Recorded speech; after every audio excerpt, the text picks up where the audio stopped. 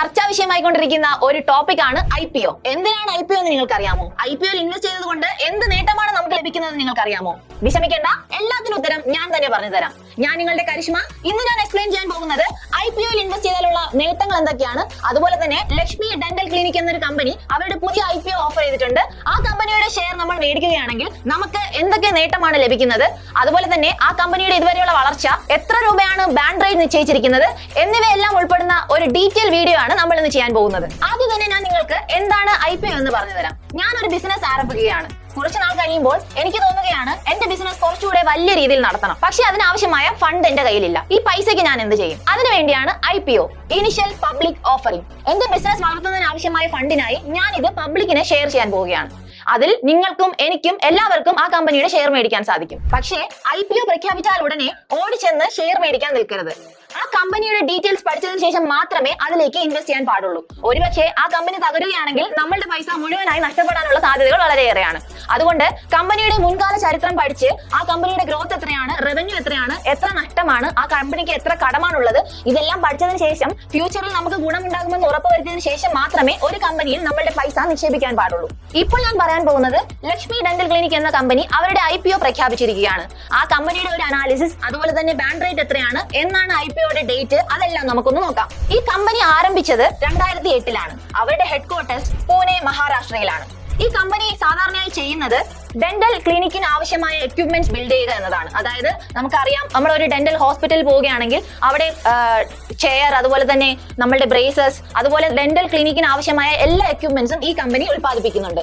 ഇതിന്റെ എക്സ്പോർട്ടാണ്. അതായത് ഇവർ അതെല്ലാ ഡെന്റൽ ഹോസ്പിറ്റലുകളിലും എത്തിക്കുകയും ചെയ്യുന്നു. ഇന്ത്യയിൽ മാത്രമല്ല, ഇവർ ഇന്റർനാഷണൽ എക്സ്പോർട്ടും നടത്തുന്നുണ്ട്. ഇവരുടെ പ്രോഡക്റ്റ് പോർട്ട്ഫോളിയോ നമ്മൾ നോക്കുകയാണെങ്കിൽ ആദ്യം തന്നെ നമ്മൾ നോക്കേണ്ടത് ഡെന്റൽ എക്യുപ്മെന്റ്സ് ആയിട്ട് ഇവർ പ്രൊവൈഡ് ചെയ്യുന്നത് dental chair, compressors, x ray machines, ഇതെല്ലാം അവർ ഉൽപ്പാദിപ്പിക്കുന്നുണ്ട്. അത് മാത്രമല്ല, ergonomic design and high precision for efficient dental പ്രൊസീജിയേഴ്സും ഇവർ ചെയ്യുന്നുണ്ട്. ഡെന്റൽ എക്യുപ്മെന്റ്സ് ആണ് നമ്മൾ ഇപ്പോൾ പറഞ്ഞത്. ഇനി നമ്മൾ ഡെന്റൽ മെറ്റീരിയൽസ് നോക്കാം. ഡെന്റൽ മെറ്റീരിയൽസിൽ വരുന്നത് restorative material, cements and impression materials for professional dental care. Professional dental കെയറിന് ആവശ്യമായ എല്ലാ പ്രോഡക്ട്സും ഇവർ ഉൽപ്പാദിപ്പിക്കുന്നുണ്ട്. അടുത്ത് നമ്മൾ നോക്കാൻ പോകുന്നത് ഡിജിറ്റൽ ഡെന്റിസ്ട്രി സൊല്യൂഷൻ ആണ്.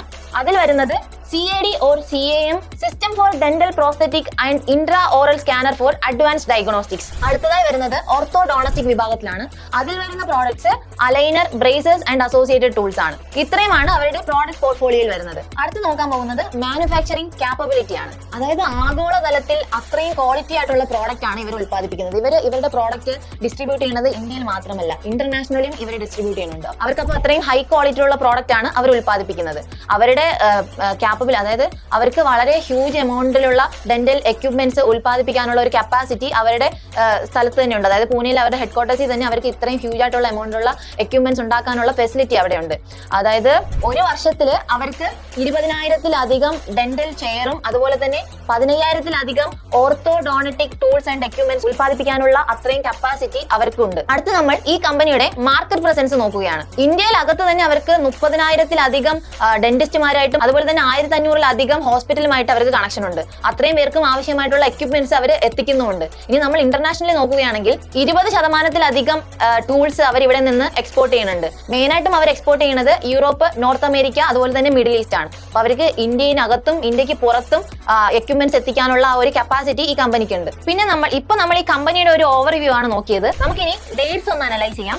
ഇവരുടെ IPO open date Monday January 13, 2025 ആണ്. ഇത് ക്ലോസ് ചെയ്യുന്നത് 2025 January 15 വെനസ്ഡേ ആണ്. അതായത് കുറച്ച് ടൈമേ ഉള്ളൂ. 13 to 15 വരെയുള്ള ടൈമിനുള്ളിൽ നിങ്ങൾ മേടിക്കാൻ ഉദ്ദേശിക്കുന്നുണ്ടെങ്കിൽ ഈ ഒരു ടൈം പീരീഡിനുള്ളിൽ നിങ്ങൾ മേടിക്കുക.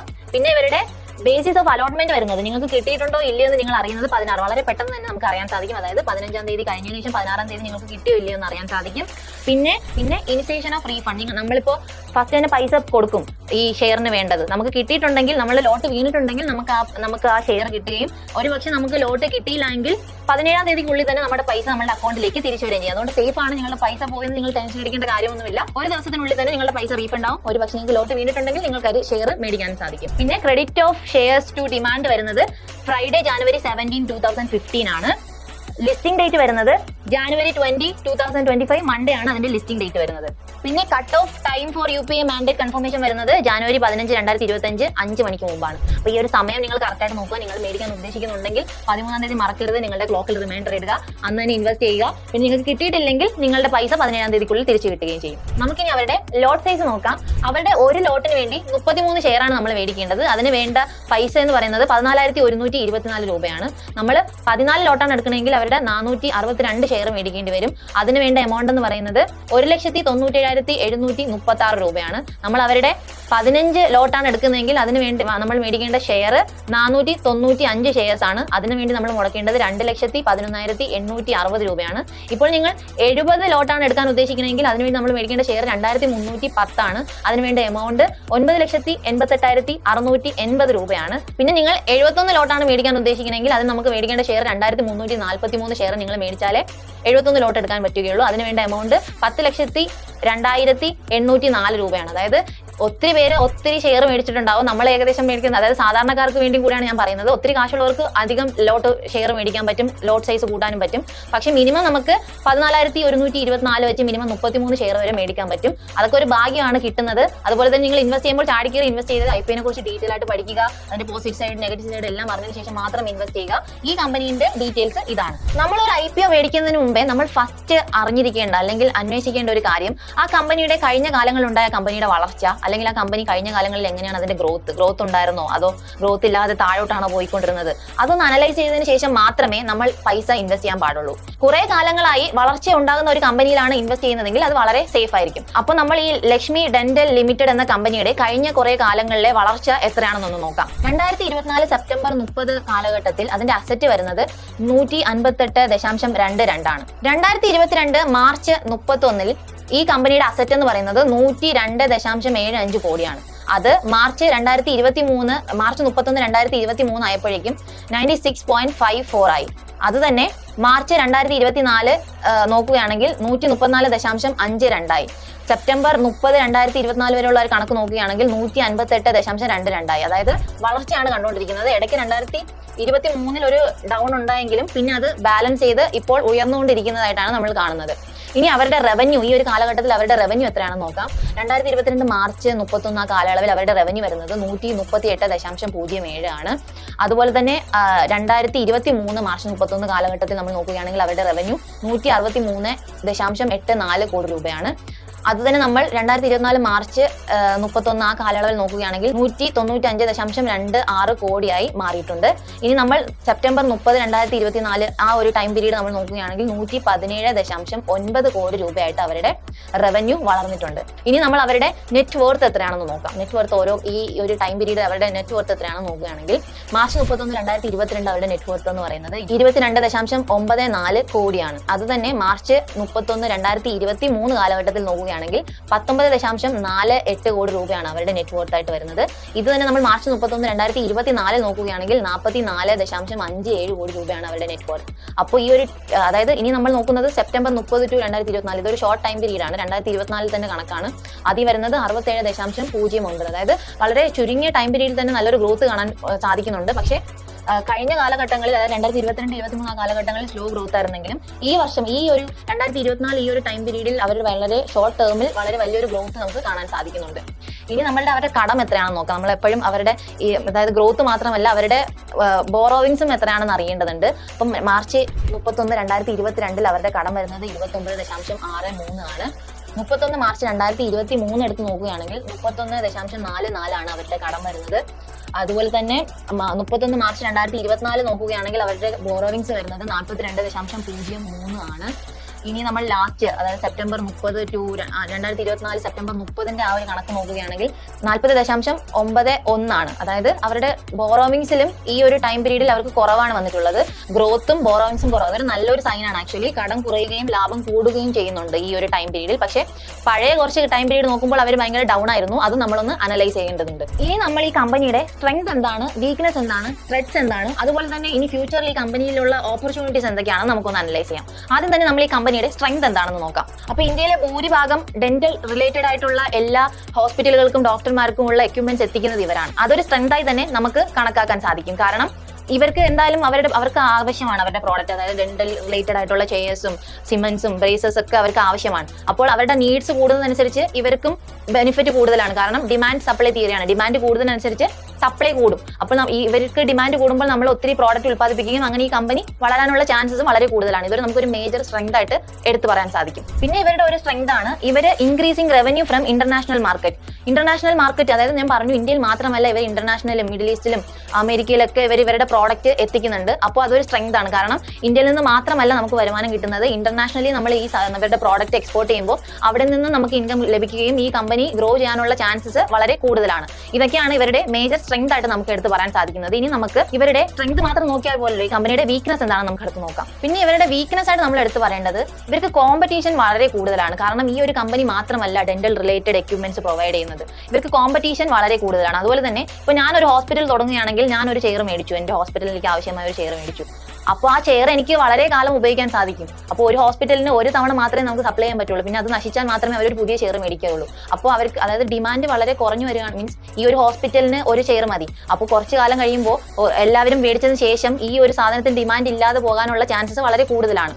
ഇപ്പോൾ ഡെന്റൽ ഹോസ്പിറ്റലുകളുടെ എണ്ണം കൂടുകയാണെങ്കിൽ ഈ കമ്പനിയുടെ വളർച്ചയും കൂടും. ഒരു പക്ഷേ കുറെ കാലത്തേക്ക് ഹോസ്പിറ്റലുകൾ ഒന്നും തുടങ്ങിയില്ല, ഉള്ള ഹോസ്പിറ്റലുകൾ തന്നെയാണ് മെയിൻറ്റെയിൻ ചെയ്ത് കൊണ്ടുപോകുന്നതെങ്കിൽ ഇവരുടെ പ്രോഡക്റ്റ് അവർക്ക് ആവശ്യമില്ലാതെ വരും. അതൊരു വീക്ക്നെസ് ആയിട്ട് നമുക്ക് എടുത്തു പറയാൻ സാധിക്കും. ഇവിടെ മാത്രമല്ല ഇന്റർനാഷണലും ഇവർക്ക് കോമ്പറ്റീഷൻ ഭയങ്കര കൂടുതലാണ്. അതുകൊണ്ട് ഇതൊരു വീക്ക്നെസ് ആയിട്ട് നമുക്ക് എടുത്തു പറയാൻ സാധിക്കും. ഇനി നമ്മൾ ഇവരുടെ ഓപ്പർച്യൂണിറ്റീസ് പറയുകയാണെങ്കിൽ, ഓപ്പർച്യൂണിറ്റീസ് മെയിൻ ആയിട്ട് പറയേണ്ടത് ഇവർ ഭയങ്കര ടെക്നോളജി ഭയങ്കര യൂസ് ചെയ്തിട്ടാണ് ഇവരുടെ ഓരോ പ്രോഡക്റ്റും ഉൽപ്പാദിപ്പിക്കുന്നത്. ഞാൻ പറഞ്ഞു എക്സ്റേയുടെ കാര്യവും ഡിജിറ്റൽ എക്സ്റേ, അങ്ങനെ കുറെ കാര്യങ്ങൾ ഇവർ ഭയങ്കര ടെക്നോളജി ഇൻവെന്റ് ചെയ്താണ് ഉപയോഗിക്കുന്നത്. അപ്പോൾ ഫ്യൂച്ചറിൽ ഇവിടെ ഓപ്പർച്യൂണിറ്റീസ് കൂടാനുള്ള ചാൻസസ് വളരെ കൂടുതലാണ്. ഇവർ വളരെ ഹൈ ക്വാളിറ്റിയിലുള്ള ടെക്നോളജി യൂസ് ചെയ്യുന്നുണ്ട്.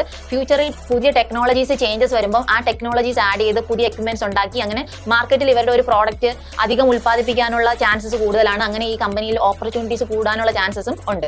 അടുത്ത് നമുക്ക് കമ്പാരിറ്റീവ് ലാൻഡ്സ്കേപ്പ് നോക്കാം. ഞാൻ ഓൾറെഡി നിങ്ങളോട് പറഞ്ഞു ഈ കമ്പനിക്ക് കോമ്പറ്റീഷൻ ഇച്ചിരി കൂടുതലാണ്. നമ്മൾ ഇതിന് വീക്ക്നെസ് ആയിട്ട് ഇതിനെ നമുക്ക് കണക്കാക്കാൻ സാധിക്കും. അപ്പോൾ ആ കമ്പനി വേറെ കമ്പനികളുടെയും ഈ കമ്പനികളുടെ റവന്യൂ എത്രയാണ് ഡിഫറൻസ്, അതുപോലെ തന്നെ അവർ എന്തൊക്കെ മേഖലയാണ് ഫോക്കസ് ചെയ്തിട്ടുള്ളത്, അതൊക്കെ ഒന്ന് നമുക്കൊന്ന് അനലൈസ് ചെയ്യാം. ആദ്യം തന്നെ നമുക്ക് ലക്ഷ്മി ഡെന്റൽ ലിമിറ്റഡ് എന്ന കമ്പനിയുടെ റവന്യൂ എത്രയാണെന്ന് നോക്കാം. അവരുടെ റവന്യൂ വരുന്നത് 193 കോടി രൂപയാണ്. അവരുടെ മാർക്കറ്റ് ഷെയർ വരുന്നത് അപ്രോക്സിമേറ്റ് ആണ് 25%. അവർ ഫോക്കസ് ചെയ്തിട്ടുള്ള area dental share materials and CAD or CAM. അതുപോലെ തന്നെ നമുക്ക് ഇവരുടെ ഏറ്റവും അടുത്ത കോമ്പറ്റീഷൻ നിൽക്കുന്ന അടുത്ത കമ്പനിയാണ് വാടെക് ഇന്ത്യ പ്രൈവറ്റ് ലിമിറ്റഡ്. അവരുടെ റവന്യൂ വരുന്നത് 500 കോടി രൂപയാണ്. അതുപോലെ തന്നെ അവരുടെ മാർക്കറ്റ് ഷെയർ വരുന്നത് അപ്രോക്സിമേറ്റ് 18%. അവർ ഫോക്കസ് ചെയ്യുന്ന area dental x-ray and imaging equipments ആണ്. പിന്നെ അവർക്ക് കോമ്പറ്റീഷൻ ആയിട്ട് വരുന്ന കമ്പനിയാണ് ഡെൻസ്പ്ലേ സിറോന. അവരുടെ റവന്യൂ വരുന്നത് 1300 കോടിയാണ്. ഇത് നമ്മൾ ബാക്കി കമ്പനികളെ വെച്ച് നോക്കുമ്പോൾ ഈ കമ്പനിക്കാണ് ഏറ്റവും കൂടുതൽ റവന്യൂ വരുന്നത്. അവരുടെ മാർക്കറ്റ് ഷെയർ ഏകദേശം വരുന്നത് 35%. അവർ ഫോക്കസ് ചെയ്യുന്ന ഏരിയ കോംപ്രഹെൻസീവ് ഡെന്റൽ സൊല്യൂഷൻസ് ആണ്. പിന്നെ നമുക്ക് ഒരു കമ്പനിയും കൂടെ അനലൈസ് ചെയ്യാം, കോൺഫിഡന്റൽ ഡെന്റൽ ലിമിറ്റഡ്. അവരുടെ റവന്യൂ വരുന്നത് 400 കോടി രൂപയാണ്. അവരുടെ മാർക്കറ്റ് ഷെയർ അപ്രോക്സിമേറ്റ് 15%. അവർ ഫോക്കസ് ചെയ്യുന്ന area dental chairs and consumables ആണ്. അതായത് ഇവർക്ക് നല്ല രീതിയിലുള്ള ഒരു കോമ്പറ്റീഷൻ ഉണ്ട്. ഇതാണ് ഇവരുടെ വീക്ക്നെസ് ആയിട്ട് നമുക്ക് എടുത്ത് പറയാൻ സാധിക്കുന്നത്. ഇതുപോലെ കുറെ കമ്പനികൾ ഈ സെയിം പ്രോഡക്ട്സ് ഉൽപ്പാദിപ്പിക്കുന്നുണ്ട്. പക്ഷേ ഇവരുടെ ഒരു അഡ്വാൻറ്റേജ് ആയിട്ട് പറയാൻ സാധിക്കുന്നത് ഇവരുടെ എക്യുപ്മെന്റ്സിൽ ഇവർ കൂടുതൽ ടെക്നോളജി യൂസ് ചെയ്യുന്നുണ്ട്. അപ്പോൾ ഇവരുടെ എക്യുപ്മെന്റ്സ് ഫ്യൂച്ചറിസ്റ്റിക് ആയിട്ടുള്ള ഒരു എക്യുപ്മെന്റ്സ് ആണ്. അപ്പോൾ അത് ഇന്റർനാഷണലി നമുക്ക് ഇവർ എക്സ്പോർട്ട് ചെയ്യുന്നുണ്ട്. അപ്പോൾ ഇതൊക്കെ ഒരു പോസിറ്റീവ് സൈഡായിട്ടും അതുപോലെ തന്നെ ഇത്തരം കോമ്പറ്റീഷൻസ് ഉള്ള ഈ കമ്പനികളുടെ കോമ്പറ്റീഷൻസ് നമുക്കൊരു നെഗറ്റീവ് സൈഡായിട്ടും പറയാൻ സാധിക്കും. നമുക്കിനി ഇവരുടെ വാല്യുവേഷൻ മെട്രിക്സ് നോക്കാം. ആദ്യം തന്നെ EPS ഗ്രോത്ത് നോക്കാം. CAGR 15% അവസാനത്തെ 4 വർഷത്തിനുള്ളിൽ ഇവർക്ക് ഉണ്ടായിട്ടുള്ളത്. ഇനി PE റേഷ്യോ കമ്പാരിസൺ നമ്മൾ നോക്കുകയാണെങ്കിൽ ലക്ഷ്മി ഡെന്റലിന് വരുന്നത് 17x ആണ്. ഡെൻസ്പ്ലേ സിനാരിയോയ്ക്ക് വരുന്നത് 14x ആണ്. വാടെക് ഇന്ത്യക്ക് വരുന്നത് 30x ആണ്.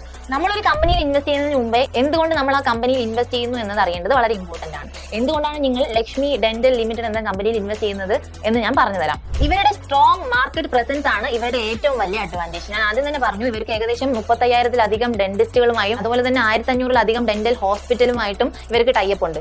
അതുപോലെ തന്നെ ഡെന്റൽ ലാബുമായിട്ടും ഇവർക്ക് ടൈപ്പ് ഉണ്ട്. അവർക്ക് ആവശ്യമുള്ള പ്രോഡക്റ്റ് അവർ ഉറപ്പായിട്ടും ഈ കമ്പനിയിൽ നിന്നായിരിക്കും വാങ്ങുന്നത്. അപ്പോൾ ഈ കമ്പനിയുടെ ഗ്രോത്ത് കൂടാനുള്ള ചാൻസസും കൂടുതലാണ്. ഡിമാൻഡ് സപ്ലൈ തിയറി, അതായത് ഡിമാൻഡ് കൂടുതലനുസരിച്ച് സപ്ലൈ കൂടും. ഇപ്പോൾ ഈ ഹോസ്പിറ്റലുകൾക്കും ഈ ഡെന്റിസ്റ്റുകൾക്കും എല്ലാം അവർക്ക് ആവശ്യമായ എക്യുപ്മെന്റ്സ് ആവശ്യമാണെങ്കിൽ അവർ ഉറപ്പായിട്ടും ഈ കമ്പനിയായിരിക്കും ആശ്രയിക്കുന്നത്. അപ്പോൾ ഇവരുടെ ഡിമാൻഡ് കൂടുമ്പോൾ ഈ കമ്പനിയുടെ സപ്ലൈ കൂടുകയും അങ്ങനെ ഈ കമ്പനിയിൽ ഗ്രോത്ത് ഉണ്ടാവാനുള്ള ചാൻസസും വളരെ കൂടുതലാണ്. ഇതാണ് ഇവരുടെ മേജർ ഒരു സ്ട്രെങ്ത് ആയിട്ട് നമുക്ക് പറയാൻ സാധിക്കുന്നത്. പിന്നെ ഇവരുടെ ഒരു അഡ്വാൻറ്റേജ് ആയിട്ട് ഒരു സ്ട്രെങ്ത് ആയിട്ട് നമുക്ക് പറയാൻ സാധിക്കുന്നത് അവരുടെ പോസിറ്റീവ് GMB സിഗ്നൽ ആണ്. ഹെൽത്തി മാർക്കറ്റ് സെന്റിമെന്റ് ആണ് നമുക്ക് ഇതിലൂടെ കാണാൻ സാധിക്കുന്നത്. GMB റേഷ്യോ പോസിറ്റീവ് ആണെങ്കിൽ നമുക്ക് ആ ഒരു കമ്പനി നല്ലതായിട്ട് നമുക്ക് അനലൈസ് ചെയ്യാം. പക്ഷേ ചാടിക്കീറി ചെയ്യരുത്. നിങ്ങൾ ഇൻവെസ്റ്റ് ചെയ്യുന്നതിന് മുമ്പ് നല്ലതുപോലെ അനലൈസ് ചെയ്തതിന് ശേഷം മാത്രമേ ചെയ്യാൻ പാടുള്ളൂ. ഈ കമ്പനി കഴിഞ്ഞ അടുത്ത കുറെ വർഷങ്ങളായിട്ട് നല്ല ഗ്രോത്ത് ആണ് കാണിക്കുന്നത്. ചെറിയ ടൈം പീരീഡിനുള്ളിൽ ഒരു വലിയ ഗ്രോത്ത് നമുക്ക് കാണാൻ സാധിക്കും. പക്ഷേ അതിന് മുന്നത്തെ കുറച്ച് കാല സമയത്ത് അതൊരു ഡൗൺ ആയിരുന്നു. അതൊക്കെ അനലൈസ് ചെയ്തതിന് ശേഷം മാത്രമേ നിങ്ങൾ നിങ്ങളുടെ പൈസ, അതായത് നിങ്ങൾ ഷെയർ മേടിക്കാൻ പാടുള്ളൂ. ഇപ്പൊ നമ്മൾ ഈ കമ്പനിയെ കുറിച്ചുള്ള ഒരു ഓവർവ്യൂ, ഇവരുടെ IPO എന്നാണ് സ്റ്റാർട്ട് ചെയ്യുന്നത്, എന്നാണ് അവസാനിക്കുന്നത്, ഇവരുടെ ബാൻഡ് റേറ്റ് എത്രയാണ്, പെർ ഷെയറിന്റെ റേറ്റ് എത്രയാണ്, ലോട്ട് എടുക്കാൻ എത്ര ഷെയർ മേടിക്കണം, ലോട്ട് ഡേറ്റ് എന്നാണ്, ലോട്ട് കിട്ടിയില്ലെങ്കിൽ നമ്മുടെ പൈസ എന്നാണ് തിരിച്ചു കിട്ടുന്നത്, അങ്ങനെയുള്ള എല്ലാ ചോദ്യങ്ങൾക്കും ഉത്തരമാണ് ഞാൻ ഈ ഒരു വീഡിയോയിലൂടെ തന്നത്.